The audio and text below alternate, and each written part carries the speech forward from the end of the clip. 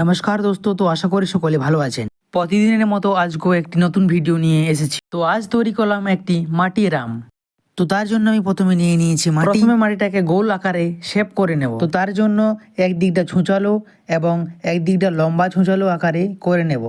সেই রকম ঠিকভাবে করে নিতে হবে। মাটিটা গোল রাউন্ডটা ভালোভাবে চিকনো করে নেব হাতের সাহায্যে।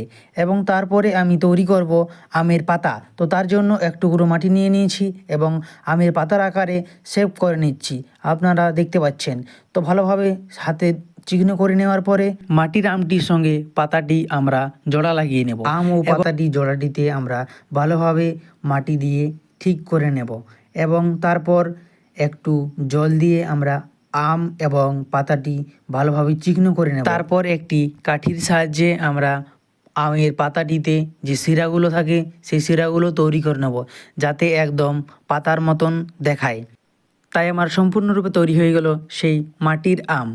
এবং ভিডিওটি কেমন লেগেছে অবশ্যই জানাতে ভুলবেন না। তো এরপরে মাটি দিয়ে কি তৈরি করব অবশ্যই কমেন্ট করে জানাবেন। তাই আজকের মতন এখানে সমাপ্ত করলাম। দেখা হচ্ছে পরের এক নতুন ভিডিওতে, ততক্ষণ অবশ্যই ভালো থাকবেন।